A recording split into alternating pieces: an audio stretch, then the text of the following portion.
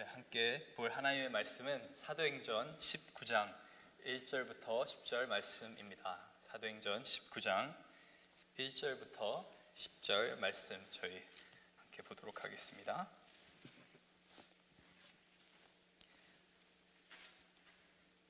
다 찾으셨으면 저희 한 목소리로 1절부터 읽도록 하겠습니다.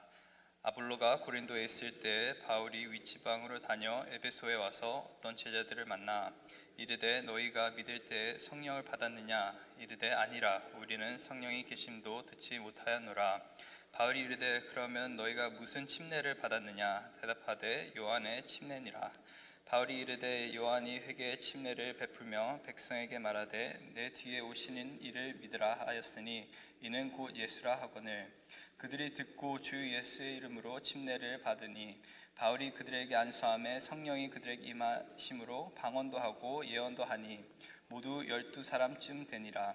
바울이 회당에 들어가 석 달 동안 담대히 하나님 나라에 관하여 강론하며 권면하되 어떤 사람들은 마음이 굳어 순종하지 않고 무리 앞에서 이 도를 비방하거늘 바울이 그들을 떠나 제자들을 따로 세우고 두란노 서원에서 날마다 강론하니라.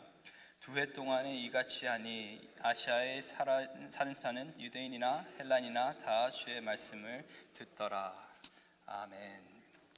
계속해서 바울의 선교 여정을 저희가 보고 있습니다. 저희 어제 본문에서는 이 브리스길라와 또 아굴라의 부부의 어떤 가르침에 힘입어서 이 아볼로라는 사람이 바르지 못한 완전하지 못한 그런 믿음을 갖고 있었는데 이들의 가르침을 통해서 어떻게 보면 온전한 믿음 그리고 온전한 복음에 대해서 이제 배우게 되죠. 그리고 그로 힘입어서 이 아볼로가 이제 정말 열정을 가지고 고린도 지방에 가게 됩니다. 그 지역에 있는 고린도 교회를 세우기 위해서 또 돕기 위해서 정말 거기 가서 말씀 그리고 복음의 핵심을 가르치기 위해서 이제 고린도 지방으로 가게 됩니다. 그러고 나서 오늘 본문에 등장하는 것이 이 아볼로가 떠난 에베소에 누가 오게 되냐면은 사도 바울이 오게 됩니다.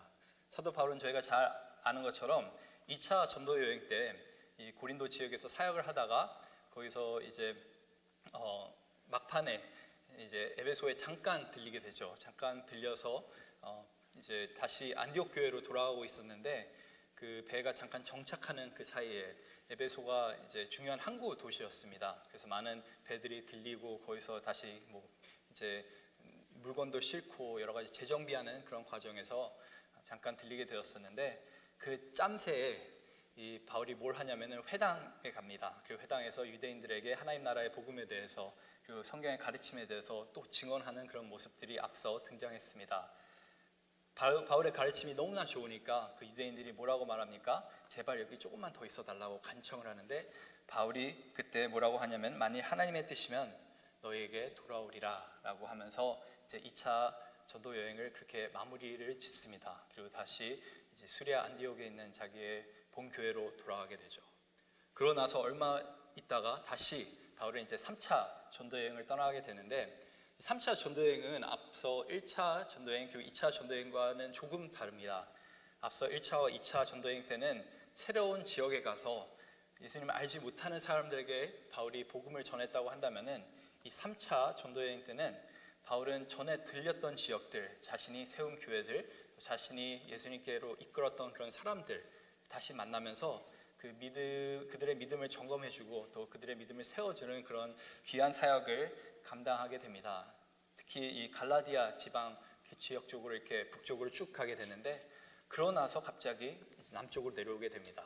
그래서 오늘 도착하게 되는 곳이 바로 이 에베소라는 곳입니다. 아마 전에 잠깐 들렸을 때 이 에베소 가운데 복음이 얼마나 필요한지 또 이 에베소가 뒤집어지면은 하나님의 나라의 복음으로 뒤집어지면 얼마나 복음의 핵심적인 어떤 역할을 감당할 수 있는지를 잘 알고 있었기에 아마 이제 사도 바울은 다시 이 지역을 방문한 것 같습니다.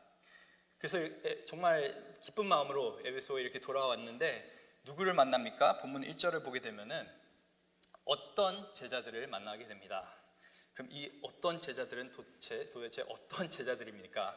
그런 질문을 던져볼 수가 있는데 특히 누가가 쓴 누가복음 또 사도행전을 보게 되면은 이 제자라는 명칭은 계속적으로 예수님을 따르는 사람들에 관해서 이렇게 연관되어서 그렇게 사용이 되고 있습니다.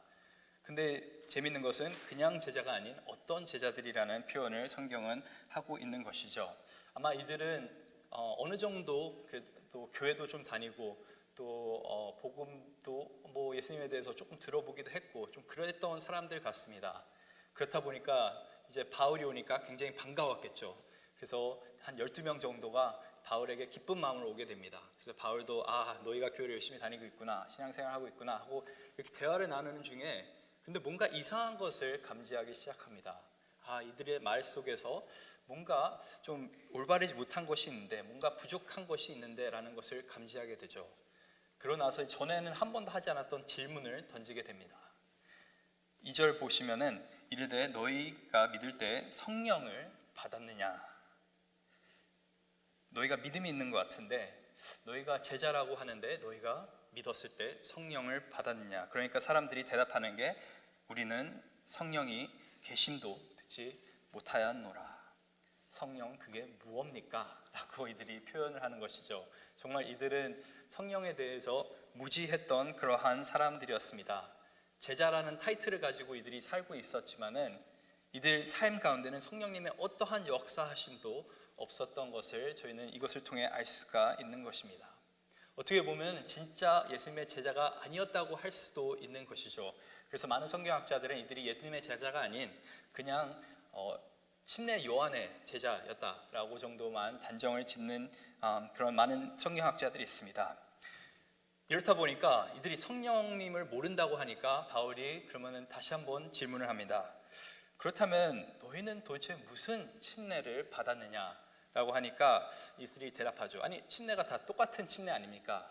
그냥 뭐 누구에게 받든 우린 뭐 다 요한의 침례를 받은 것 아닙니까? 라고 이렇게 고백을 합니다. 이때 이제 바울이 깨닫게 되죠. 뭔가 잘못되었구나. 이들이 복음에 대해서 제대로 알지 못하는 것을 이들이 이 침례의 어떤 관점에 대해서 이들의 침례의 관점을 보면서 그렇게 깨닫게 됩니다. 물론 침례라는 것은 침례를 받아야지만 구원을 받는 것은 아닙니다. 어떻게 보면은 구원받은 자가 구원을 받을 만한 믿음이 있는 자가 침례를 받게 되는 것이죠. 실제로 사도행전을 보게 되면은 먼저 성령님의 역사하심이 있고 그 다음에 침례를 받는 그런 경우들이 있습니다. 그래서 어떤 침례가 받아야지만 또 저희가 구원받는 백성이 되는 것은 아닌데, 근데 침례가 왜 중요합니까? 침례는 예수 그리스도의 그 구원의 복음을 가장 잘 나타내는 하나의 그림인 것입니다. 예수님과 함께 죽고 내가 살았다는, 내가 정말 죄인으로서 살고 있었는데 하나님의 은혜로 정말 내가 나의 옛사람에 대해서 죽고 그리스도와 함께 다시 살았다는 그 명백한 그림이 이 침례의 모습 가운데 담겨 있기 때문에 이 침례에 대해서 사람들이 어떻게 얘기하느냐에 따라서 어떻게 보면 이 복음에 대한 이들의 관점을 알 수가 있는 것이죠. 그래서 이 침례에 대해서 얘기하면서 결국에 바울은 뭘 감지했냐면 이들이 복음을 제대로 알지 못하는구나 라는 그런 말을 하기 시작합니다. 사실 이 요한의 침례가 중요하죠. 요한의 침례는 어떻게 보면 하나님 나라가 곧 임할 겁니다 라는 그런 요한의 메시지와 함께 그렇기 때문에 여러분이 회개해야 됩니다. 그래서 많은 경우 저희가 회개의 침례라고 그렇게 표현을 합니다. 누가복음 3장 16절을 보면은 침례 요한이 많은 사람 앞에서 이렇게 고백을 합니다. 나는 물로 너에게 침례를 베풀거니와 나보다 능력이 많으신 이가 오시나니 나는 그분의 신발끈을 풀기도 감당하지 못하겠노라. 그는 성령과 불로 너희에게 침례를 베푸실 것이요. 그래서 침례 요한은 분명히 사람들에게 침례를 베풀었지만 그의 메시지는 뭐였냐면은 내가 너에게 침례를 베푸는 이유는 앞으로 나보다 훨씬 더 큰 이가 오게 될 텐데 너희가 그분을 믿으라고 내가 너에게 침례를 주는 것이다 라고 그렇게 고백하는 것입니다. 그분을 맞이하기 위해서 너희가 그분이 하나님의 어린 양이라는 것을, 그리스도라는 것을 깨달아야지만 비로소 불과 성령의 침례를 받을 수 있다. 너의 삶이 완전히 뒤바뀌는 그런 일들이 일어날 수 있다 라고 침례 요한은 죽을 때까지 그 메시지를 계속적으로 전했습니다. 너희가 바라봐야 되는 사람은 내가 아니라 예수 그리스도다. 그래서 오늘 본문에도 계속적으로 이제 말하는 것이 사도 바울이 이들의 안에 온전한 복음이 없다는 것을 감지하고 다시 이제 이들에게 복음에 대해서 이야기를 합니다. 그리고 이 침례 요한이 이 침례를 행했던 그 이유 자체가 결국은 예수 그리스도 때문이었다라는 그런 말을 합니다. 그래서 어떻게 보면은 이 성령 침례라고 하는 것은 예수님을 믿는 자들 가운데 이렇게 행해지는 것입니다. 고린도 12장에 보면은 이제 교회가 한 몸이 된다라는 그런 가르침이 있는데 13절에 우리가 유대인이나 헬란이나 종이나 자유인이나 다 한 성령으로 침례를 받아 한 몸이 되었고라고 사도 바울은 고백을 합니다. 그 말은 뭐냐면은 이 침례를 받은 자만이 교회 몸 안으로 들어올 수 있다는 겁니다. 그 말은 뭐냐면은 믿는 자가 결국에 성령 침례를 받았다는 것이죠.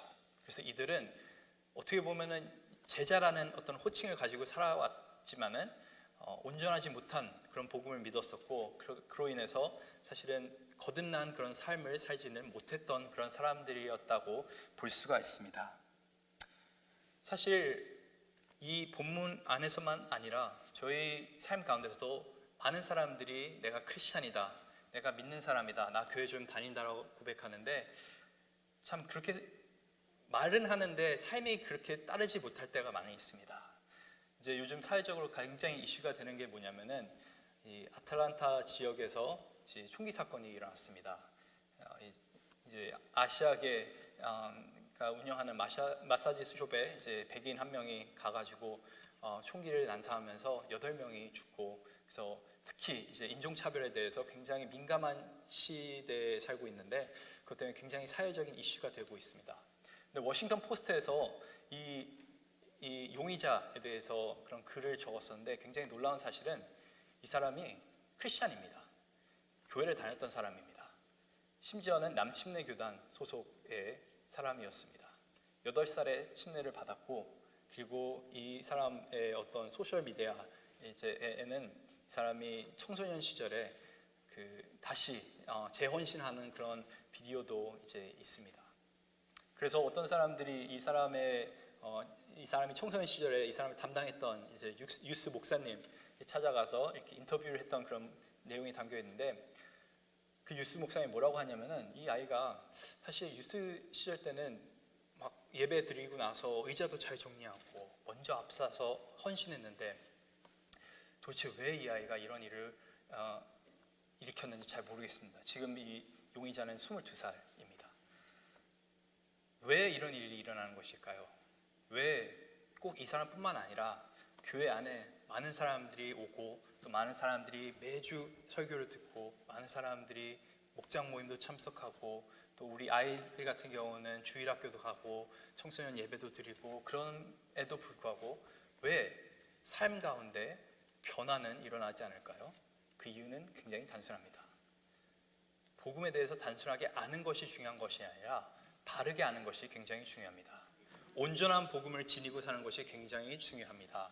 많은 사람들이 내가 제자다, 내가 믿는 자다라고 말할 수는 있지만은 그 안에 성령의 침례가 없으면은, 성령님의 역사하심이 없으면, 성령의 충만함이 없으면은 그 안에 어떠한 능력도, 어떠한 경건의 능력도 없는 것입니다. 그래서 저희가 이 본문을 통해서 한 가지 저희가 정말 깨달아야 되는 것은 제자라고 다 같은 제자가 아니라는 것입니다. 우리는 계속적으로 우리 주위에 있는 믿는 자들, 또 우리의 자녀들, 아무리 그들이 교회를 오랫동안 다녔다고 하지만은 계속적으로 점검해야 되는 것은 정말 이들이 복음의 핵심을 바르게 이해하고 있는가, 그냥 단순하게 내가 좀 죄인인 것 같아 라고 정도만 고백하고 살고 있지는 않은가, 정말 예수님의 그 십자가의 은혜 앞에서 내가 죄인이라는 것을 통곡한 그런 경험이 있는지, 정말 내가 죽을 수밖에 없는 그런 사람이라는 것을 깨달은 경험이 있는지, 그리고 예수님께 나의 삶을 맡긴 그런 경험이 있는지, 그리고 지금도 그렇게 성령의 역사하심 가운데 살고 있는지를 우리는 계속적으로 점검해야 되는 것입니다. 바울은 이것을 그냥 넘어가지 않았습니다. 제자라고 했을 때 그래 너희 그냥 신앙생활 잘하고 있네 라고 했을 수 있었는데, 끝까지 이들 마음 가운데 뭐가 있는지를 파헤치면서 결국에 이들 가운데 복음을 전하게 되고, 6절에 어떤 일이 벌어집니까? 이들에게 침례를 주고 난 다음에 바울이 안수를 하니까 성령이 그들에게 임하심으로 방언도 하고 예언도 하니, 놀라운 일이 벌어지게 된 것이죠. 이전에는 없었던 성령 하나님의 역사가 이들 삶 가운데 나타나기 시작하는 것입니다. 그 표징으로 이제 방언과 예언이 등장하게 되는데, 이제 많은 분들이 사실 사도행전 가운데 성령님의 역사하신 가운데 또 방언이 많이 등장하게 되고 또 예언이 많이 등장하게 되니까 이런 질문을 던질 때도 있습니다. 제가 방언을 하지 않으면, 또 예언을 하지 않으면 혹시 성령을 받지 않은 건 아닐까요? 라고 질문해 보실 수도 있는데, 그건 아닙니다. 어떤 본문들에서는 이제 성령님께서 역사하시는데 그 가운데 방언이 나타나지 않은 경우도 있는 것이죠. 물론 성령의 은사 중에 방언과 예언이 있는 것은 분명한 것입니다. 우리가 우리의 힘으로가 아닌 정말 우리의 어떤 주관적인 어떤 방법으로가 아닌 정말 성령님의 역사하심에 힘입어서 방언을 하게 되면 그거는 우리 안에 성령님께서 살아 역사하신다는 증언인 것이죠. 하지만은 다른 방법으로도 하나님께서는 계속적으로 우리 가운데 구원의 확신을 주십니다. 근데 중요한 것은 왜 도대체 그러면 성령님께서 임하실 때 사도행전 안에 특별히 방언의 은사가 나타나고 예언의 은사가 나타날까요? 그것은 사도행전 1장에 보면은 분명하게 기록되어 있습니다. 사도행전 1장 5절에 보면은 예수님께서 이제 다시 승천하시기 전에 제자들에게 말하죠. 너희가 지금 뭐 하나님 나라를 위해서 살고 싶어 하는데 성령님이 오실 때까지는 여기에 가만히 있으라고 하면서, 요한은 물로 침례를 베풀었으나 너희는 몇 날 못되어 성령의 침례를 받으리라 라고 제자들에게 예수님께서 말씀하십니다. 그리고 나서 이제 사도행전 1장 8절에 뭐라고 기록되어 있습니까? 오직 성령이 너에게 임하시면 너희가 권능을 받고 예루살렘과 온 유대와 사마리아와 그리고 땅끝까지 이르되 내 증인이 되리라. 즉 성령님께서 역사하시는데, 성령의 침례가 제자들 가운데 임해지는데 어떤 일이 벌어집니까? 이들이 그 성령의 능력에 힘입어서 증인된 삶을 살게 되는 것입니다. 그게 오순절날 성령님께서 오실 때 그 핵심 내용인 것이죠. 성령님께서 강림하시는데 거기서 여러 가지 표적들이 일어나게 되는데, 특별히 사람들이 막 방언으로 말하기 시작합니다. 근데 이 방언이 그냥 막 알아듣지 못하는 언어가 아닌 사람들이 철저하게 알아들을 수 있는, 그래서 이 외국인들이 이 자기 나라 말을 듣고 나서 너희가 도대체 어떻게 이렇게 말하냐, 너희가 혹시 술 취한 것은 아니냐 하고 이렇게 깜짝 놀라게 되죠. 그리고 그 사건 때문에 정말 많은 나라 사람들이 어떻게 보면 예수 그리스도의 복음을 듣게 됩니다. 그래서 이 성령의 여러 가지 은사들, 사도 바울이 고린도전서 12장과 14장에 잘 정리해 놓았는데, 그 은사들은 물론 개인의 유익을 위해서, 특히 방언 같은 경우는 개인의 유익을 위해서 하나님께서 허락하셨다고 이렇게 되어 있고, 또 사람의 개인의 영성에 굉장히 도움된다고 사도 바울은 그렇게 말합니다. 하지만은 이게 이제 통역하는 은사와 함께 있었을 때는 교회의 유익이 될 수 있다는 것, 또 예언 은사 또한 교회의 유익이 될 수 있다는 것. 교회의 유익이 된다는 건 무슨 말입니까? 하나님 나라를 위해 쓰임을 받는다는 것입니다. 즉 성령 세례를 받는다, 성령 침례를 받는다고 하는 것은 뭐냐면은 철저하게 우리가 우리 자신이 중심으로 사는 삶이 아닌 하나님 중심적인 삶, 하나님 영광 위의 삶을 산다는 그 말입니다. 복음을 위해 산다는 말입니다.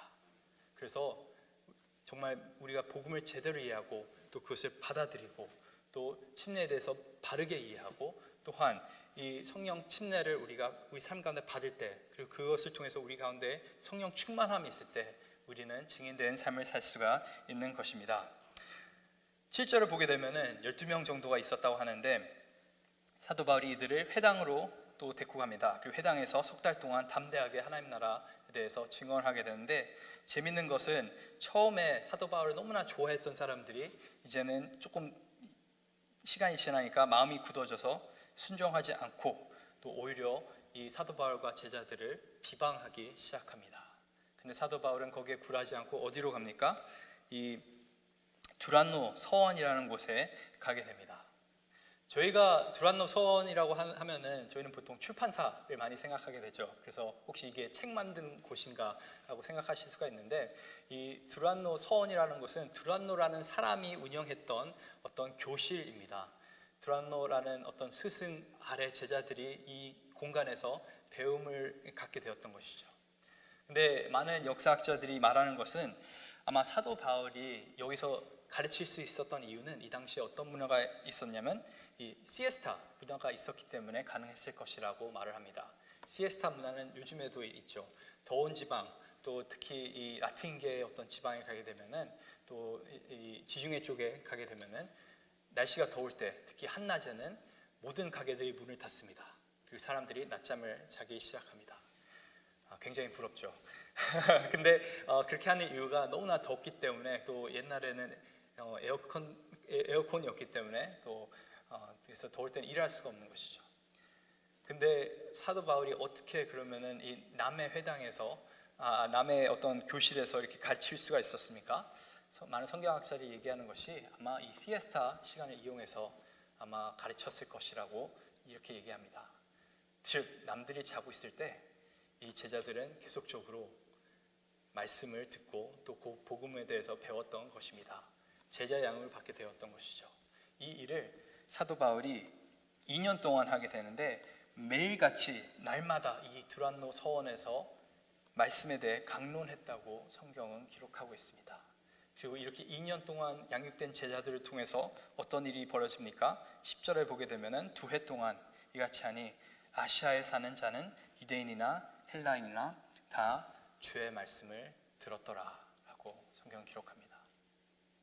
오늘 본문은 우리에게 뭘 말하고 있냐면은, 예수 그리스도의 복음을 바르게 이해하는 사람들은 그 가운데 성령의 능력이 임하게 됩니다. 그 성령의 능력이 임할 때에는 우리 가운데 복음을 전할 수 있는 능력이 생기게 되는 것이죠. 사실 좋은 프로그램, 어떤 특정한 기술을 가진 사람들이 이 소아시아 지역에 복음을 전파한 것이 아니었습니다. 철저하게 복음을 바르게 이해하고 성령의 능력을 받고 또 그 능력에 힘입어서 역사를 또 그 복음의 역사를 계속적으로 실행해 나가고, 또 날마다 하나님의 말씀 앞에서 겸손하게 이들이 배우고 또 말씀 앞에서 자신의 삶을 내어놓았을 때 복음의 전파는, 그 역사는 일어나게 되었던 것이죠. 이 복음의 전파의 역사는 우리 삶 가운데서도 분명하게 일어날 수가 있는 것입니다. 크리스찬은 자신의 힘으로 살아가는 사람이 아닌 성령께서 주시는 힘으로, 또 성령 충만함으로 살아가는 그런 사람들입니다. 오늘 하루도 저희가 이 성령님의 충만함, 또 성령님의 능력을 저희가 사모하면서 살아갈 텐데, 저희가 항상 기억해야 되는 것은 성령의 충만함은 우리의 이익을 위해서 주시는 거기도 하지만 항상 하나님 나라를 위해서, 또 하나님의 영광을 위해서, 그리고 그리스도의 복음을 위해서 주시는 거라는 것을 잊지 않고 살아가는, 그래서 오늘도 예수 그리스도의 복음을 전파하며 살아갈 수 있는 저와 여러분 될 수 있길 간절히 소망합니다.